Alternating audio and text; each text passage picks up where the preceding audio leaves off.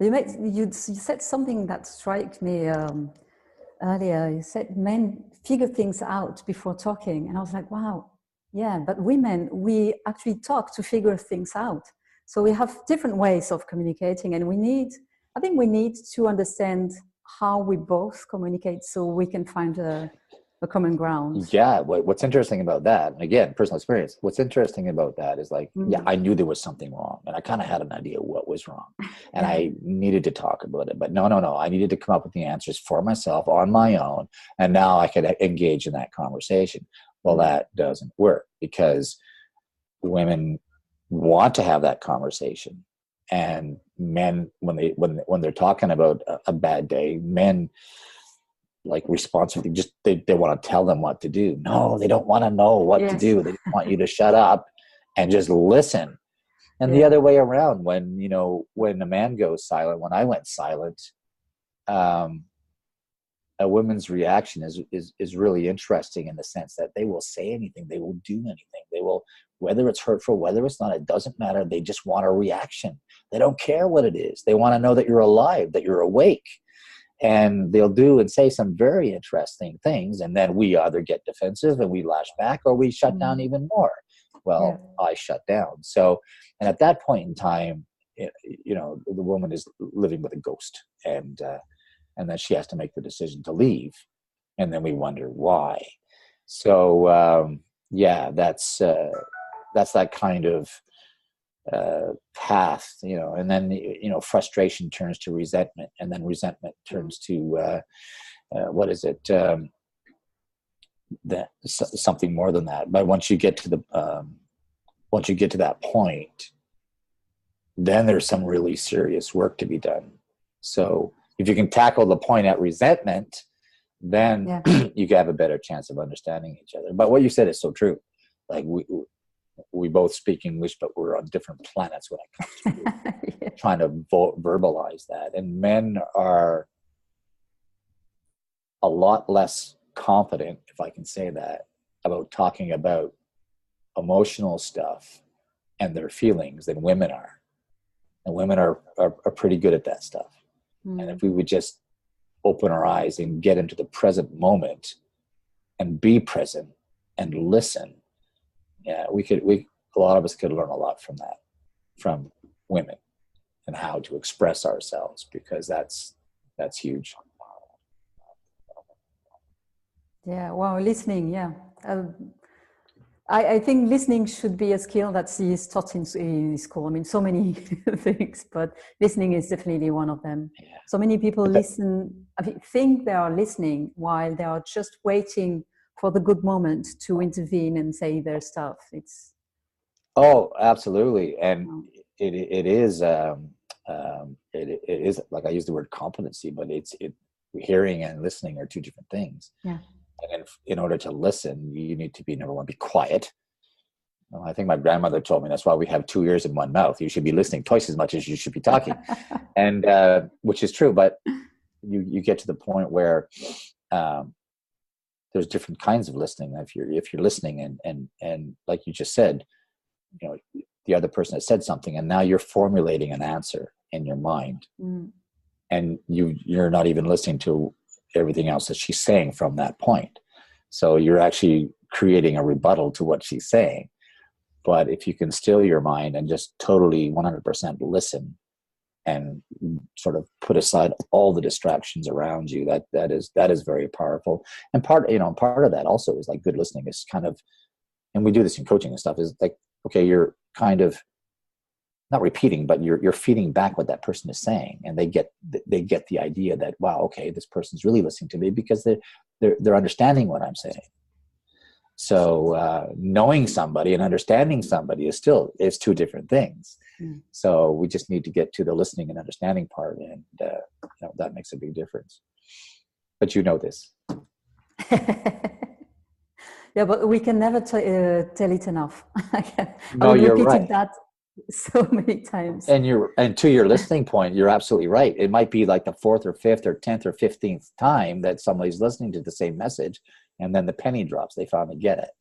Yeah. Okay, that was worth the energy and the wait. because they finally get it. That was worth it. Yeah. Yeah, totally. But don't you think that a lot of these, I mean, this struggle that men have, sharing emotions and so on, is due to thinking vulnerability is the same as weakness, whereas Totally. for me, it's a strength, actually. But... Absolutely.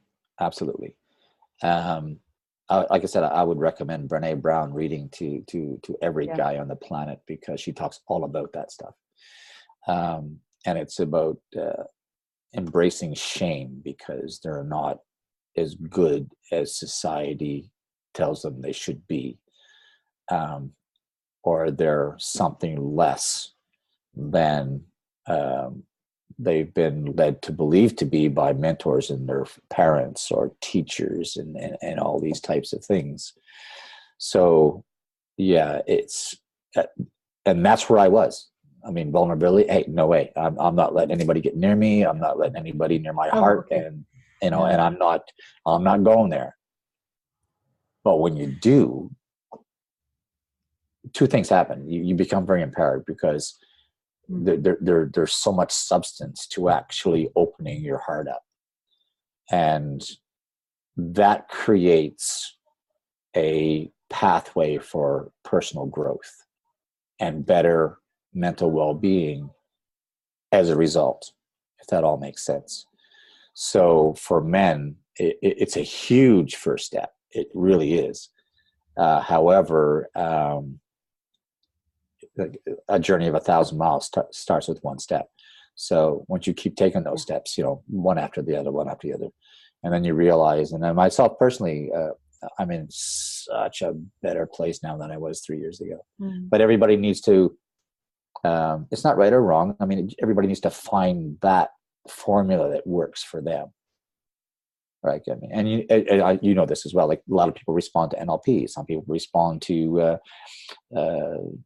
other kinds of therapy, and until they find something that resonates with them, and then they start biting into it and grabbing onto it, and that works for them. So not one thing works for everybody, and that depends on the personality type and the path that they've taken in life, and what those experiences have actually meant to them. So that's a huge choice in itself once you start getting down that road. Yeah, it's so important what you're saying, because not everything works for everyone. No. But there is a solution for everyone. Yeah. And it's just a matter of finding what is resonating with you. Yeah. And I found so many times, because pain, we lost the art of dealing with pain in our societies. Yeah. We just, this, what we call positive for me is doing more wrong than good. Because we are, actually for me, positivity would be being able to acknowledge the pain when there is. And often people turn positivity into, I'm good, some kind of denial. No, it's all fine, it's all right. Yeah, I can do it, pushing through and so on. Yeah. And many people, when they see you in pain, they don't know how to react, and they can give you the worst advice. First, most of the time, like you said, you need listening when you're in a bad place. You don't need advices. You just need to be seen where you are, and you are not broken, and you don't need advice. And most people will give you the most absurd advice based on their experience. So it can go from, hey, we come up, you should go and see a comedy film, for example. Or, oh, have you tried EFT? I've done that and it was great for me. And you're like, yeah, maybe, but. Oh, yeah. The best example of that, I think, is when you go to somebody's funeral and nobody knows what to say, like when they go to a funeral. And sometimes, give you an example. I wasn't at the funeral, but I'll give you an example. I was here in Baghdad. That was a few years ago, and there was a huge explosion in Karata in one of the suburbs in Baghdad, and 300 plus people died. It was horrible. And I was talking to one of the guys that I was working with, and through the conversation, he said, like, how was your weekend? He says, well, it really sucked, and so what are you talking about? He said, I buried 7 family members yesterday. And I looked at him and I said, wow, that's really effed up. Like, really? And he looked at me and goes, yeah, it is. sometimes a lot of people don't know how to deal with that kind of information. And like I said, I use the analogy of going to a funeral, and people, they fumble all over themselves, when in actual fact, if you just walk up to the person that's just lost somebody, it's like, hey, yeah, I know it's got to be rough. I'm just here if you want to talk, and that's just, gee, thanks. You don't have to throw in all the other mumbo jumbo, and because people know that it's not authentic, people pick up on that very quickly, and it makes it worse, as you said. So if you just be, authentic in what you're saying, and really come across with some empathy, people appreciate that a lot more. Oh yeah, most of the time. I mean, this I learned really, as I shared from my story. I learned pretty early in my life that actually people have these reactions not to comfort you. I mean, and they don't know it. It comes from kindness, but they're not aware of what they're doing. Yeah. But it really comes from an escape to be comfortable themselves, because they are not comfortable with your pain. So they are trying to cheer you up. Yeah. In the end, to feel comfortable themselves. Yeah. But they don't want to feel the emotion. Yeah, I mean, and very quickly, another example is somebody that's in a depression. They don't want to hear all you do. You just got to get out more. Yeah. No, that's not the way it works. It's not the way it works. So in actual fact, and people do have a good side of them, everybody, and they, like you said, they try to help. They want to be there for you, and they just make it worse because they have no idea how to actually approach those kinds of situations. And you're right, it's through their own discomfort rather, and or there's some sort of fear that they've never acknowledged. They don't know from that fear how to express themselves in certain situations. So again, not everybody's aware, and probably, as you know, probably 90-95% of the planet are struggling, and for these reasons. And it's if you're into whatever coaching and any kind of healing business, I'm trying to think of the right word for it. It escapes me, but it's a target-rich environment. Like, everybody has issues about something, and they don't know where to go with most of it. And in the book, I sort of wrap it up by saying, 2 or 3 things. Like, number one, no matter what you're going through, depression, anxiety, suicide ideation, all those types of things. Number one, you are not alone. Yeah. Because when you're laying on the covers in bed, it's 4:00 in the afternoon, you've been there since yesterday, you think that you're the only person in the world going through this. You're not. And the second biggest message is basically, you need to talk about it. Do not keep this stuff to yourself.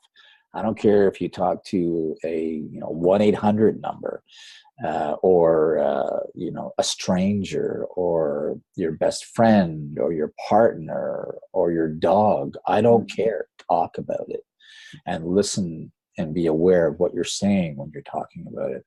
I think those two things are the biggest messages, I think. Yeah, and actually, even before, when we don't feel like we can talk to anyone, even journaling is helping to see what's going on. Yeah, you're kind of talking to yourself when you do that. Yeah. So obviously, if you walk around talking to yourself out loud, I mean, people are going to think you need to be checked in somewhere. Not a good plan. But journaling does that. And like I said, the historical trail of journaling is really, really helpful, because you can go back and look at some of those things you wrote and realize, gee, I don't think those things anymore. They don't have. Somebody said once that it's a memory without the pain becomes wisdom, or something like that. Yeah. So been through that, and it's very, very true. Actually, it's just so much more relaxing when you get to the other side of that. Yeah, and I think for people struggling, because we said that, but surprisingly, lots of people go through depression without being aware of what's going on, and so they will never say, they will never acknowledge to themselves that they have a depression. No. they will say stuff maybe like, I'm a little bit stressed, or I don't having a bad day. sleep that much, Yeah. or exactly. In a bad mood. But you don't hear, and if you No. don't ask the questions, they will never say what's going on, and they don't know.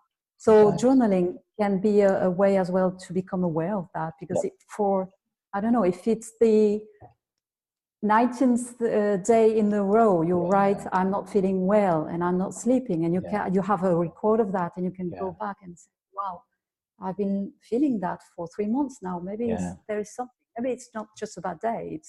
It's something more. Yeah, you're right. We get wrapped up in our own day-to-day thing, day after day after day. We get on automatic. We're not really paying attention to what's going on around us even, and we're just sort of trapped inside our own head when we get to that point. And it usually takes something or someone to kind of break that down, break through and say, what's going on with you? And sometimes, it's interesting with people with depression. Again, we avoid those uncomfortable situations. We know something's wrong, but we're afraid to ask, and even as a friend or a partner, like, sometimes when you're saying like, hey, are you okay? And then it's all of a sudden it's like, well, you know what? I'm not. And you're the first person in 2.5 months to actually ask me that question. Thank you. And they don't really necessarily have to have an answer at that point, but it's enough to probably open that door and make that realization, if that makes sense. Yeah. Very true. Yeah. So at what point did you, because you began to journal for yourself, like, if I understood well, it was a kind of healing process for you as well. Yeah. And at what point did you decide, or did it become, okay, this is becoming a book, I have to publish that? I mean, I know that it's not exactly a journal you wrote. No. You're right. A couple of people close to me, it's a short story actually, but a couple of people close to me said they read some of the stuff that I was writing, and they said, wow, this is really powerful stuff. Like, this is really, really good.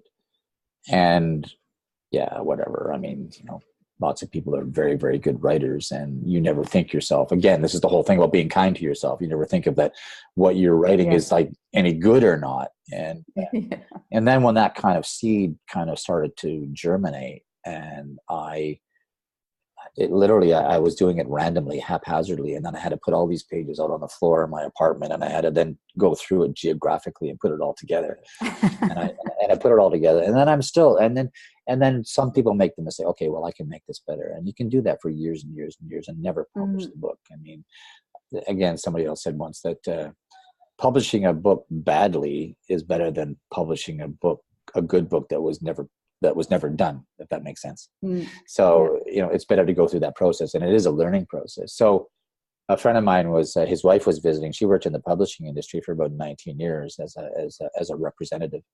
And I gave her the transcript, and she read it twice in 2 days. And I remember he was showing her around work. And I came out of the office at the end of the day as they were walking down the hall, and as I came out of the office, I was actually literally walking beside her, and she takes my hand, my right hand, with both her hands. And she said, Rick, she said, seriously, you need to put this out there. It's a powerful message, and you need to do this. And I thought, wow. I mean, I just met this woman days before, and that pushed me over the edge, because you get on this, you get standing on the edge, and you're overlooking the cliff, and you just don't want to take that step, because you don't know whether you're going to fall or fly, and it's so difficult. And I thought, okay, I'm gonna do this, and I did, and I don't regret doing it, not for a second. And like I said, it was never about being a published author. It was more about, okay, if I can raise some awareness about maybe what I would, and nowhere in the book does it tell you what to do. Yeah. It's just my experience. And if you can resonate with that, and there's like, I don't know, 5 or 6 things at the very end about what I learned from all of that, and maybe what I was going to do differently. And I've lived up to most of that stuff over the last couple of years. So that was the part that was that one little conversation that pushed me over the edge to say, get over myself, get over my fear, put my vulnerability out there and do it. So it was that very short kind of 30-second, you need to do this, which pushed me over the edge. And it was scary. And sometimes when I think about it now, it's still a bit scary, but it's okay. It's okay. It makes me think about what we were saying about this feeling that when we are struggling, we feel like it's only us and everyone around us is happy and ever after, and we are the only ones struggling. But once we begin to talk, we realize, okay, everyone has a story. Oh, God, yeah. I mean, I think the only common resonating factor when people start talking about their experiences, because when you talk about it, it triggers something similar in the other person, is basically what you were feeling. How you got there and all the players and what happened are all different, but it's that, like, okay, heartbreak, yeah, everybody goes through it, yeah, I get that. All the players, the story, the journey, it's all different, but that feeling is the same. And that's kind of what people resonate with. Yeah, I felt that very same way. And that really sucked. Now, let me tell you the part that I get to where I had, and then they trade circumstances. And there's almost a bond where, that they get to that same place, but the journey is different. And that's where that bond comes in, where you're saying, yeah, I really get where you're coming from, because of same thing kind of happened to me, but it happened differently. Yeah. And I love what you say, that you don't share, you don't give advices, or you don't tell people what to do, but only, first off, like you say, only being recognized, being able to read, okay, someone or hear. And that's why I'm doing this podcast, by the way. It's in a similar way of, I know for myself, when I began to own my story for myself first, that was powerful. I was the same story that was shutting me down for literally for years, became just who I am. And it's also part of my story. It's also made me more resilient today, and it made me who I am. Yeah. So why should I be ashamed or whatever? Absolutely. You're the one, but you do that to yourself. I do that to me. Yeah. Nobody else is thinking that, only me. Yeah. I'm not good enough. Yeah, exactly. So, yeah, I mean, you're absolutely right. And we can be very cruel to ourselves. And, but again, like I said, it's a journey. And when people start sharing and they open that door, it's almost as if you have now kindred spirits, because I get that, I understand where you're coming from. And then what's interesting after that conversation happens is the different stories that people have about getting better, getting well, moving on. Those are interesting as well, because everybody knows why they got to, like, having their heart broken. And it's interesting how, they take ownership of that and move on to something that's different and more healthy. If that makes sense. Yeah.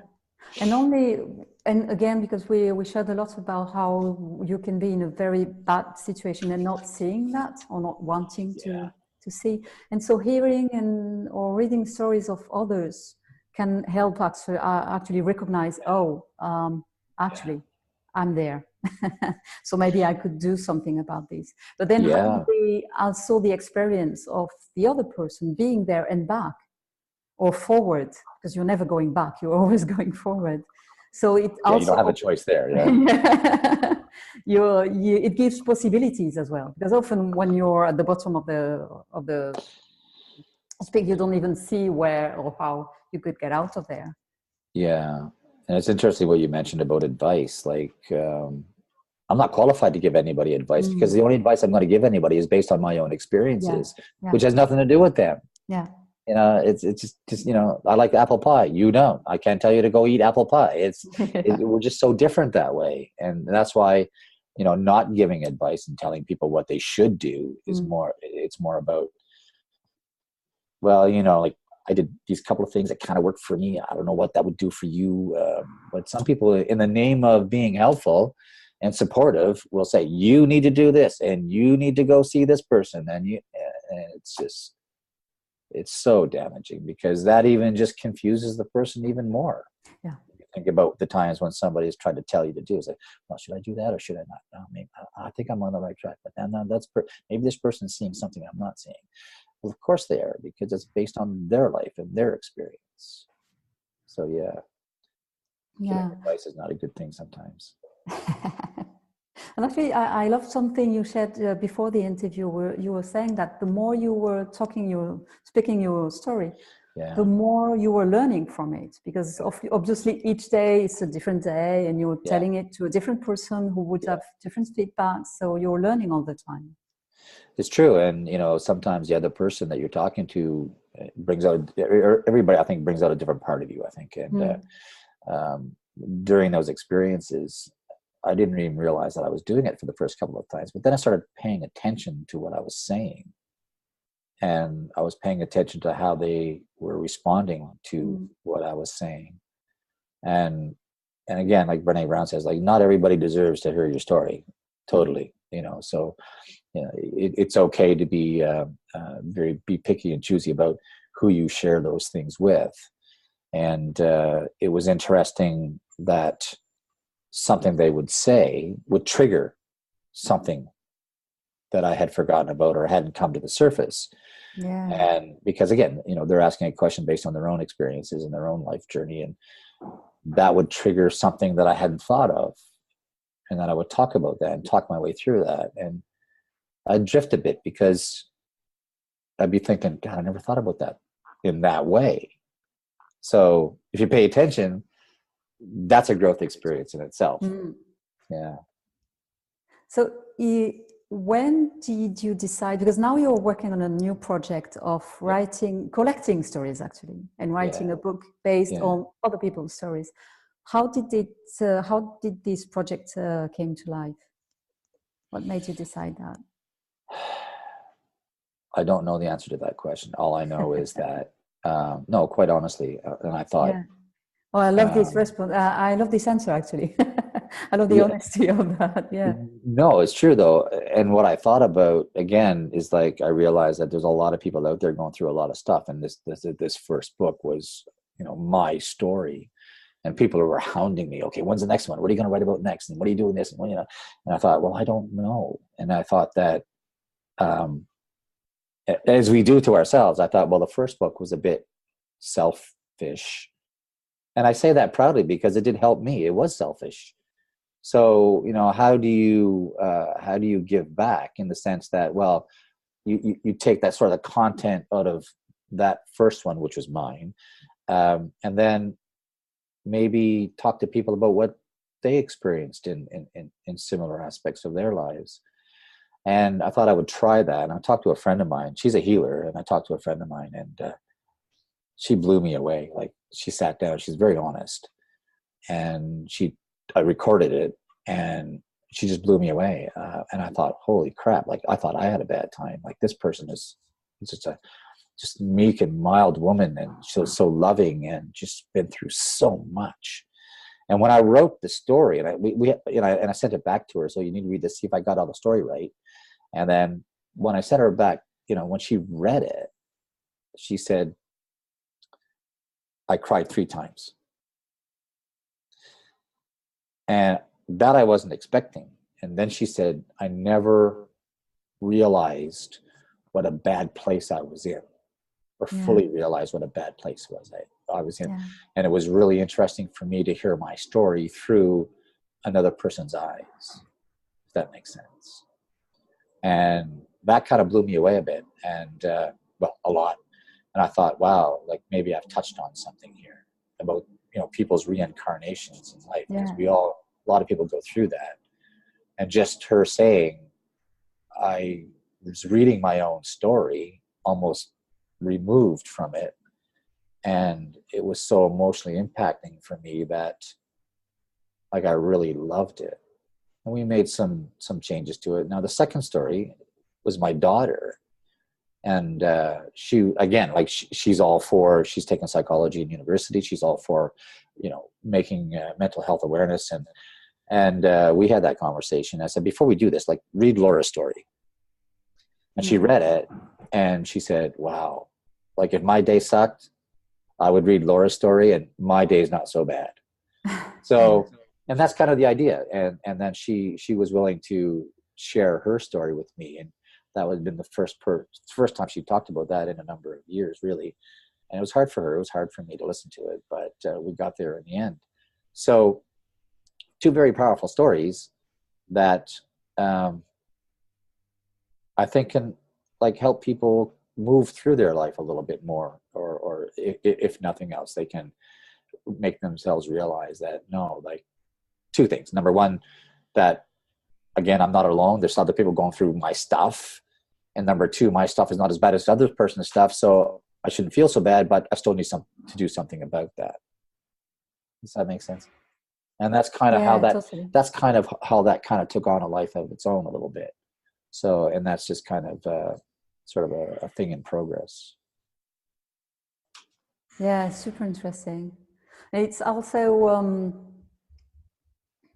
I hear a lot of people just having difficulties to understand mental health, like psychological pain. They can totally see, okay, you broke your leg, you need to stop walking for a while and use crutches and so on. They get that. But then you're being depressed, it's like, just get out and see people. Yeah. And they have really a hard time feeling that it is pain. It's not being doesn't make it less or more a pain. So it's really, for me, it's just impossible to compare stories and psychological pains, because it's all about the situation is not enough. It's all about how do you live this situation, how aware are you of your emotions, and how can you deal with them. And I think that's kind of where the shame comes in. I think, and people wrap that kind of story that you just described around shame, and then they struggle with it even more. And the other thing is about, if you speak about these types of things from a physiological standpoint, the mind, the brain, it doesn't know the difference between an experience you're having right now and one that you're having in your head.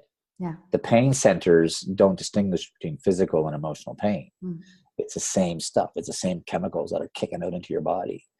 And a lot of people don't understand that, but it is. And that's why when some people say, unless you've been there, oh, you're just having a bad day, or you're just been in a bad mood these few weeks. You're just a little bit of depression. Don't worry about it. It'll move on.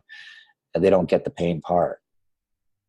Because if you pay attention, and you feel where that discomfort and pain actually is in your body, and I get it right in the middle of my chest, about halfway down, it can be excruciating. It can be debilitating, and for people in extreme cases, you could end up in hospital because of this type of pain. So there is no difference in the head, but where that pain comes from.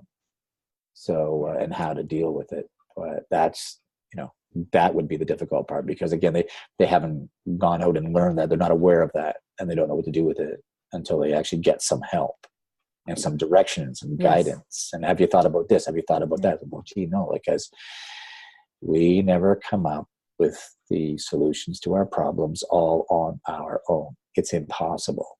So that's why people like you are out there in the world raising these messages, so that people can actually live a more fulfilled life.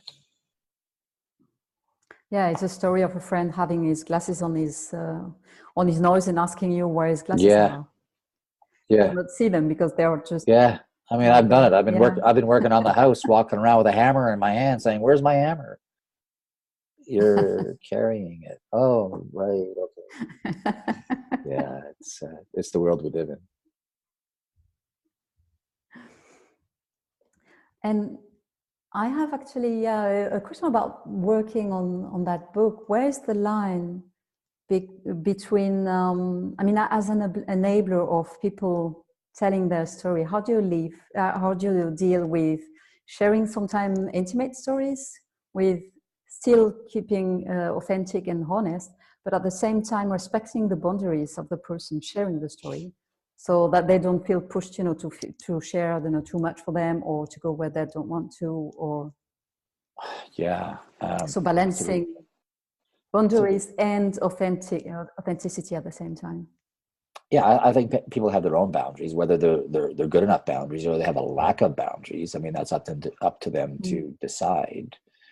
I think that the two people that I've done at the moment, it's a bit of a closed box in the sense that I already knew them and they trusted me. That was a big trigger. Yeah. And I think that with someone who is, just the people I know, it's a target-rich environment. There's 3 or 4 other people that I know that want to do this. So there's not really, I don't have to probably go out into the general public, which I should do. And I will, I hope to do that. Yeah. And I think that there's an explanation before anybody would want to share that personal kind of story where, okay, they would reply to whatever the messaging is going to be and say, okay, yeah, I think I'd like to do this. So number one, there's a decision by the other person. And I think that when you sit down, you have that conversation, they have to feel very quickly comfortable with you as a person. Yes. And that can come with the words that you use and how you use them. And if you give, and this is where the first book comes in. If you give them a bit of a background, say, yeah, I've been there, done that, wrote a book about it. And I'm just curious to see, I know what I did. I'm just curious to find out what other people did. That also, there's a resonance there in the sense that, oh, okay, so maybe this person does kind of understand, having told his own story, maybe where I'm coming from. So it's really about creating that space that is, number one, that's honest, authentic, and private. And if you can do that, I think people can become very, very honest. And I think, when they start talking, then they find that, you're not cutting in, you're not breaking in on them. They'll go places. And then knowing that they're going to get all this information back in written form, and then there we decide whether we got it right or whether we don't. And I think that's, and you explain that out to somebody, then that's creating that space for that person. Now I say all that, I haven't tried it yet, but I say all that. And I think that's, and I'll learn from that experience myself. But I think people are, for the most part, are pretty good with that. Yeah. Actually, that's very much my experience, and I really agree with you that it comes from you setting the space for that to happen. Yeah. And having been there, obviously sets up, because we talked about it enough in this interview. We understand what it is to talk and not being seen or not being heard. Yeah. So you have a sense of what is really listening to someone, not just. It's about them, not you. Yes. And some people forget that. Yeah. They really do. Yeah. Wow. So seems like a very interesting project. I'm looking forward to read the new book now. Yeah, I got to get my butt in gear and get back to working on it again. So yeah, I need to do that. So there's a question I am asking every guest on this podcast. Okay. It's the core of what I'm doing. What I'm doing is called Integrally Alive. So I'm asking everyone, what makes you feel alive? What makes me feel alive? Yes. Good question. It's almost a question you can't get wrong because everybody is different. Yes. What makes me feel alive? What makes me feel alive is being mindful and in touch with who I am as a person. And I think for the first time in a long, long, long time, I've actually got to the point over the last probably year and a half where I actually really like who I am. I love myself. And I've gone through steps of actually experiencing that. And over the last 3 or 4 months, I've actually realized that some of those kind of mindfulness awareness that I had is actually making a difference in my life from a day-to-day basis. So when I'm alive, I feel alive is when I'm really aware of who I am and what I'm doing on a day. We don't get it right every day, but when I'm there in that space, I'm alive. I'm in the moment. I'm present. whether that be at work or whether that would be friends or a possible partner. It makes you so appreciative and grateful of that moment. And because that is the only time we can make choices, is that moment. The past, you can't make the past any better than it is or was. And we have no idea what's going to happen tomorrow. We talk about resilience. So when I'm in that space, I'm more alive than I've ever been in my life. And that's huge for me, especially from where I came from. And it's never too late. I don't care if you're 25 or you're 65. It doesn't matter. It's all about that journey and getting there. And you never really get there, really, because it's ongoing. And that's the empowering part about it. Wow, I love that. And you're so right. This is the only question I'm asking everyone. And it's so interesting. I never got the same answer. And they're all valid, of course. They're all true. Yeah. But it's absolutely. Really super interesting. Maybe actually one day I will do a medley just with the answers to this question for one episode, because it's so interesting to hear all of them. And it really is inspiring, actually. So call the book like "What Makes You Live." What makes life worth living, and then put a different thing on each page. Yeah. And then people would say, "Yeah, I get that. I feel like that." Yeah, that's good. There's an idea for you.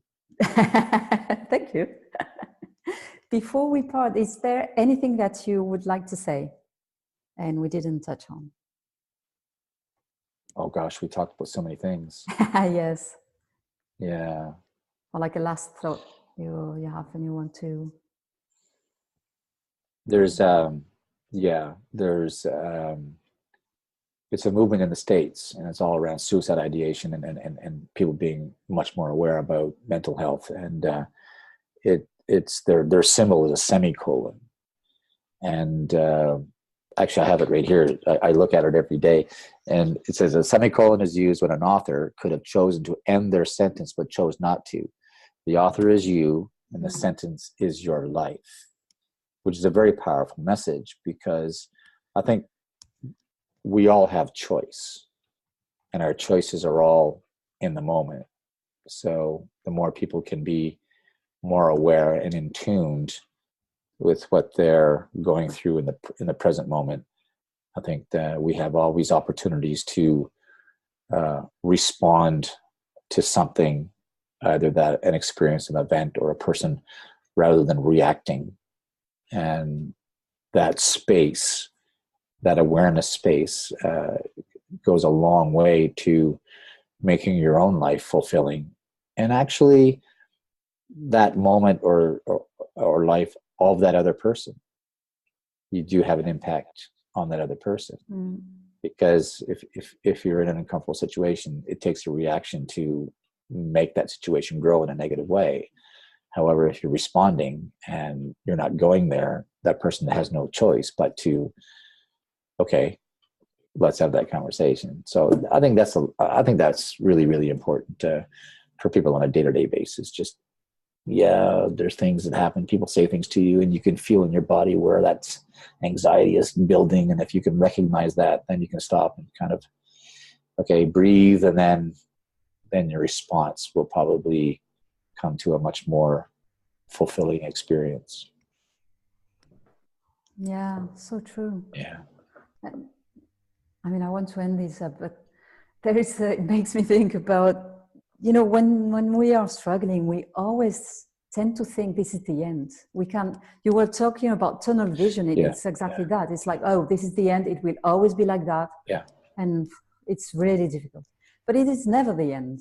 And there is so many ways to write the ending, but it's really difficult to be in that possibility space. Yeah, but and those endings will change from today to tomorrow to the next week, and the thoughts you have in your head don't define who you are as a person. And if you think about it as because we do get caught up in it, it's like this is my life, this is it. Like I'm stuck with what I'm stuck with, and it doesn't happen that way, because those thoughts are like somebody said once, they're like weather moving through your brain. Like it doesn't rain Yes. 365 days a day. Like everything does move on. Everything does change. The only constant in our lives is change. Yeah. And it's interesting that most people have difficulty with change. They want things to stay as they are, but they never do. Like we're part of nature. Nature is doing one of two things. It's either living or it's dying. What part of nature do you want to be a part of? The living part or the dying part? You know? So yeah, it's a fascinating subject, that one. Yeah. Wow. Such a great conversation. I enjoyed it very much, and I'm sure the listeners got so much from it. So thank you so much. Well, you're welcome. Thanks for having me, and let's hope, you know. Yeah. Well, that was a pleasure. So you can find Rick on his website, Rick Sharpe. Oh God, I will get it right. Rick-Sharpe.com. It's a mouthful. Yeah. Yeah. RICK-SHARPE.com. And his book is on Amazon, The Price of Heartbreak. And if you're more of a Facebook person, you can find him on Facebook with Rick Sharpe Author. And of course, as every week, you will find the links in the show notes for this episode on the website Integrally Alive. So that's the end of this episode. Thank you so much, Sharpe, for being with us today, sharing your story and wisdom. And I'm especially grateful for you stepping out like you do because of what we said about this being so more difficult for men than for women. Yeah. So thank you for what you're doing. Yeah, thank you for what you're doing as well. And I think the messages that you're conveying to everybody is indeed, the more people that can do that, the better. But thanks for what you're doing. Thank you very much. And thanks for you, everyone, for listening. So if you like what you hear, check the website, integrallyalive.com, for the show notes. Leave a comment. I love reading your feedbacks. Subscribe to the podcast and rate it on iTunes so you will help more people get access to this information. And till next time, until then, keep sparking life and going from alive-ish to alive. Bye, à bientôt.